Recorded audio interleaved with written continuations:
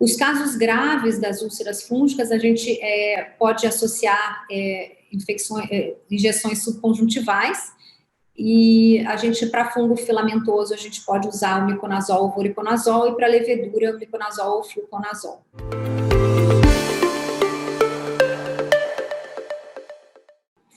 E a citologia de impressão também, essa foto é uma outra foto linda, mostrando os cistos de acanthameba, também uma foto do Ricardo, mostrando os cistos com dupla parede. E aí tem aqui uns trabalhos mostrando também na citologia de impressão para diagnóstico por acanthameba, isso aqui na realidade é pouco utilizado, mas só para vocês saberem que é possível. Então, como é que a gente faz, né? Então, tem um infiltrado periférico, pequeno, superficial, não tem reação de câmara anterior, mas você ainda assim suspeita, né? Ele cora com fluorescênio, você suspeita que seja infeccioso e não estéril, você então vai tratar com monoterapia. E se você tiver um infiltrado, então, que preenche aqueles critérios de gravidade, você vai partir para a investigação laboratorial e entrar, então, com antibióticos fortificados. Aqui no Brasil, a gente sabe que os antibióticos fortificados, eles precisam ser manipulados, a gente muitas vezes fica dias esperando, o paciente fica dias esperando o antibiótico chegar até ele da farmácia de manipulação. E aí, então, logo depois que colhe o material no consultório, a gente já prescreve, junto com a receita, com a prescrição do antibiótico fortificado, a gente prescreve a quinolona de quarta geração, que tem um amplo espectro, vai cobrir, né, tanto o gram positivo quanto o gram negativo, e o paciente sai do consultório já com aquela prescrição da quinolona. Eu sempre aviso ao paciente que a gente vai pedir os antibióticos fortificados, mas que se ele estiver respondendo a quinolona de quarta, pode ser que ele não venha a usar os antibióticos fortificados quando eles chegarem de São Paulo. Então, qual a vantagem da monoterapia, né? Então, essas úlceras que a gente está autorizado a tratar com tratamento empírico, e a gente entra com a monoterapia, a vantagem é a maior aderência. O paciente vai usar um colírio só e vai ter uma chance maior de conseguir acompanhar e cumprir esse tratamento e fazer o tratamento regular. Geralmente a gente entra com quinolona de quarta geração, a não ser nos usuários de lente de contato, que a gente pode usar a ciprofloxacino, que a cobertura das quinolonas de segunda geração é maior do que, para gram negativo, é maior do que as quinolonas de quarta. E aí a gente entra de hora em hora, por 3 dias, de 2 em 2 horas, vai diminuindo de acordo com a resposta clínica, e depois passa para 4 vezes ao dia, até 10 a 14 dias, ou até a total epitelização da lesão. Naqueles pacientes, então, que tem os infiltrados mais graves, que a gente tem que colher material, a gente vai entrar com a antibiótico terapia fortificada. E aí a gente sempre usa uma cefalosporina associada a um aminoglicosídeo e faz da mesma forma, de hora em hora por 3 dias, 2 em 2 horas, vai diminuindo de acordo com a resposta. Aqui a gente tem que ficar muito atento à toxicidade, muito colírio, os colírios são tóxicos, principalmente os aminoglicosídeos, e aí muitas vezes a gente tem que, às vezes, passar um pouquinho o colírio por causa da toxicidade, às vezes até suspender um dos colírios, mas, enfim, isso é importante porque a toxicidade também é responsável pela não epitelização e, às vezes, atrapalha a cicatrização corneana. Então, guiando pelo GRAM, se você teve acesso ao GRAM, né, e puder guiar o seu tratamento de acordo com isso, então, quando vem o GRAM positivo, a gente pode dar preferência a uma cefalosporina de primeira geração associada à vancomicina, e um GRAM negativo, a cefalosporina de terceira geração associada a um aminoglicosídeo. Então, essa é uma paciente, uma úlcera por pseudomonas, que tratou, evoluiu bem. E aqui é a história do corticoide, né? Tem milhares de trabalhos na literatura, mas esse aqui é o trabalho randomizado, o maior trabalho multicêntrico randomizado sobre esse assunto. Foram 500 pacientes, ele foi realizado, na verdade, os pacientes foram triados na Índia, mas também os dados analisados nos Estados Unidos também.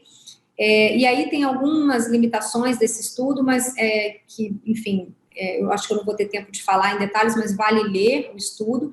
Mas o que ele mostra é que as úlceras centrais profundas e úlceras com acuidade visual baixa, menor que conta dedos ao diagnóstico, melhoraram com o uso do corticoide, exceto as úlceras por nocárdia. Então, úlceras por nocárdia tiveram piora quando associava o corticoide. E eles fizeram depois, publicaram novamente após 12 meses, mostrando realmente a melhora da acuidade visual nesses pacientes que tiveram o corticoide introduzido precocemente. E hoje, então, o que a gente faz, né? O corticoide, o objetivo é controlar a inflamação, reduzir dano tecidual. E quando que a gente usa? A gente usa após cobertura antibiótica adequada, sempre após resposta clínica favorável. Então, a gente inicia o antibiótico primeiro, observa que está tendo resposta clínica, depois que você tem certeza que o paciente está respondendo bem, ou seja, é sensível àquele antibiótico, você então pode entrar com corticoide. Sempre na menor dose possível, em um acompanhamento muito cauteloso, muito de perto, sempre pedir para esse paciente voltar para você avaliar a melhora, né, dele, ou se ele piorar, você vai ver logo, vai pegar logo no início da piora e vai conseguir suspender o uso do antibiótico, do corticoide, então. E sempre, úlceras por nocárdia, a gente não indica o corticoide. Então, falamos aqui do tratamento da bactéria, a gente vai passar e falar um pouquinho sobre fungos. Fungo filamentoso, a gente sempre dá preferência à natamicina, é a droga de escolha. Teve um trabalho importante também, que é o MUT, né, é o Mycotic Ulcer Treatment Trial, que mostrou que a natamicina é superior ao voriconazol. Então, é uma droga antiga, mas que ela ainda tem seu lugar, ainda é a droga principal aqui para fungo filamentoso, principalmente infusário. E a gente pode sim lançar a mão do voriconazol naqueles pacientes que não respondem bem, que não estão respondendo bem, a gente então tem esse plano B, vamos dizer assim, mas a droga de escolha é a natamicina. A natamicina tem uma penetração muito baixa, então é importante toda vez que a gente entra com a natamicina, a gente lembrar de debridar a cada 48 horas a córnea desse paciente, porque você tirar o epitélio aumenta bem a penetração da droga. Para levedura, a anfotericina B, a 0,15% em colírio, é a droga de escolha.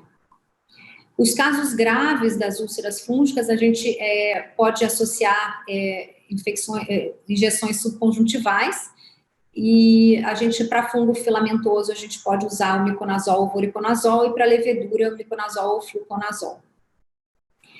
Se as úlceras fúngicas tiverem ausência de resposta, ou seja, você está tratando o paciente, depois de 1 a 2 semanas, você acha que a resposta não está adequada, não está respondendo bem, você pode ou trocar a classe de medicamento. Então, por exemplo, a natamicina, como ela penetra mal, mesmo que seja um fungo filamentoso, se o infiltrado for muito profundo, às vezes trocar para anfotericina B, você tem resultados melhores, porque a anfo, ela penetra melhor na córnea. Outra possibilidade é uma co-infecção. Então, você pode, de repente, colher uma nova cultura para ver se não tem algum outro micro-organismo ali associado, causando essa infecção, e por isso não está tendo melhora. Uma biópsia pode ser uma possibilidade, a microscopia confocal pode ajudar. E aí, aqui, então, lançar a mão das injeções intraestromais, porque o fungo, às vezes, ele penetra muito, fica aquele epitélio fechado por cima, o estroma, às vezes, intacto, e aquele infiltrado bem profundo, central, que dificulta muito a chegada do antifúngico. Então, a injeção intraestromal, ela tem essa vantagem. Lavagem de câmara anterior, lembrar que quando você tem hipópio, nas úlceras por fungo, as úlceras por bactéria, quando tem hipópio, esse hipópio é estéril, geralmente, não tem bactéria lá dentro, né? A não ser aquelas bactérias que penetram DCM íntegra, mas o fungo penetra DCM íntegra. Então, quando você tem hipópio na úlcera fúngica, aquilo lá dentro da câmara anterior é fungo.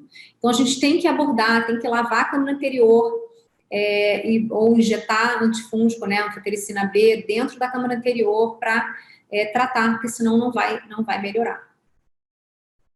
Então, os casos graves em que a gente tem infiltrados profundos, placa endotelial ou hipópio nas úlceras, nas ceratites fúngicas, a gente pode fazer ou lavagem de câmara anterior com anfotericina B, ou a injeção intracameral de anfotericina B, ou a injeção intraestromal de anfotericina B, às vezes a gente associa as duas, né, a injeção tanto no estroma quanto na câmara anterior, ou o voriconazol também pode ser utilizado tanto intracameral quanto intraestromal.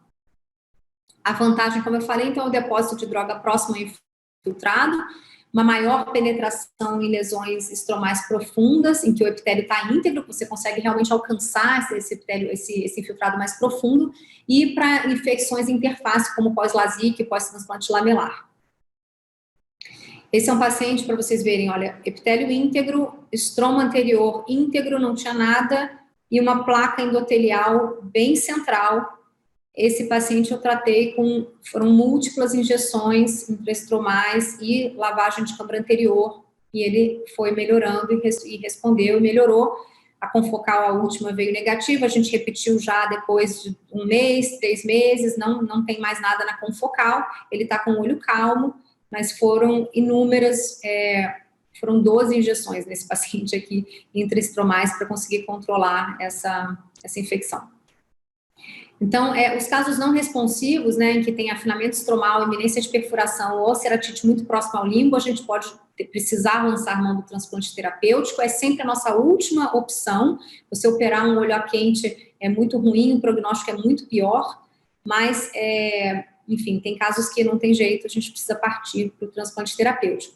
E aí, aqui essa questão do lamelar versus penetrante, né, assim, com fungo é muito complicado, porque o fungo penetra DCM íntegra e você não sabe se você vai fazer o lamelar e vai deixar fungo para trás, né, porque ele realmente aprofunda muito, então talvez o penetrante aqui realmente ainda seja a primeira escolha. Lembrar que no pós-operatório não utilizar corticoide, no pós-operatório de fungo, a gente pode usar a mão do corticoide sistêmico, ciclosporina tópica ou tacrolimus para controle da reação inflamatória no pós-operatório, mas o corticoide é contraindicado. Então, um resumo aqui da ceratite fúngica, né, os fungos filamentosos, primeira escolha natamicina, segunda escolha a anfotericina B, como eu falei, para aqueles casos ou que não estão respondendo ou que os infiltrados são muito profundos, então a gente pode lançar a mão da anfotericina B. Os casos graves em que tem envolvimento escleral ou ceratite muito profunda, a gente pode entrar com droga oral associada, então cetoconazol ou voriconazol. E o fungo leveduriforme, a primeira droga de escolha é a anfotericina B. Nos casos graves com envolvimento escleral ou ceratite profunda, a gente entra com fluconazol, itraconazol ou até o voriconazol oral. E associar, quando tem envolvimento de câmara anterior, como eu falei, a gente tem sempre que abordar, entrar na câmara anterior e lavar, e aí a gente vai fazer ou injeção ou lavagem de câmara anterior com anfotericina B.